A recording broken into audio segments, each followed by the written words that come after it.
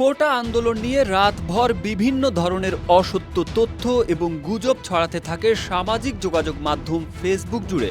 রাতে বেশ কয়েকটি ফেসবুক গ্রুপে ও আওয়ামী লীগ ছাত্রলীগ নেতার ফেসবুক আইডিতে কয়েকটি ১,০০০ টাকার বান্ডিলের ছবি পোস্ট করা হয়। সেখানে লেখা হয়, কোটা সংস্কারের দাবিতে আন্দোলন করা সার্জিসের বাসা থেকে ২ কোটি টাকা উদ্ধার করেছে র‍্যাব ১০। তবে যাচাই করে দেখা যায়, যে ছবিটি পোস্ট দেওয়া হয়েছে সেটি কয়েকদিন আগে এক তরুণী একটি গ্রুপে পোস্ট দেন। পোস্টে লেখা ছিল, আব্বুর পেনশনের টাকা ব্যাংক থেকে উঠিয়ে নিলাম। এছাড়াও র‍্যাবও এমন কোনো অভিযোগের কথা নিশ্চিত করেনি।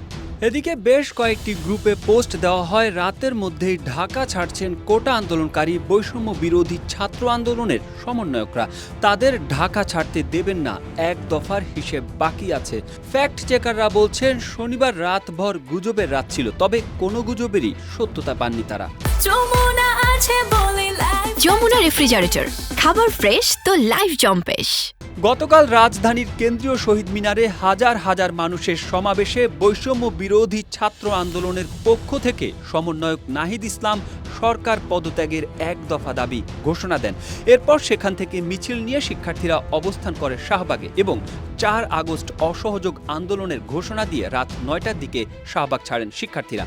অথচ রাতভর সামাজিক যোগাযোগ মাধ্যম ফেসবুকে সরকারের পদত্যাগের দাবিতে শিক্ষার্থীরা শাহবাগ ও টিএসসিতে অবস্থান করছেন বলে গুজব চলে।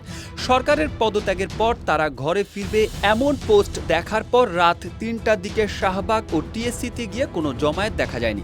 পাশাপাশি আওয়ামী লীগ ও ছাত্রলীগের নেতাকর্মীদের ফেসবুক পোস্টে অবস্থানরত শিক্ষার্থীদের ৭ মিনিটে পরিষ্কার এর পোস্টও দেখা যায়, তবে বাস্তবে এগুলোর কোনো সত্যতা মেলেনি। সামাজিক যোগাযোগ মাধ্যমে শনিবার রাতভর দেশের পরিচিত ইউটিউবার, ইনফ্লুয়েন্সার ও অভিনেতাদের নামে ছবিসহ ভুয়া পোস্ট করা হয়। অভিনেতা চঞ্চল চৌধুরী, মোশাররফ করিম, ভারতীয় অভিনেতা শাহরুখ খান, অভিনেত্রী কাজলের ছবি দিয়ে পোস্ট করা হয়, কোটা আন্দোলনের পাশে ছিলাম, এখন যেটা চাচ্ছেন সেটার পাশে নেই।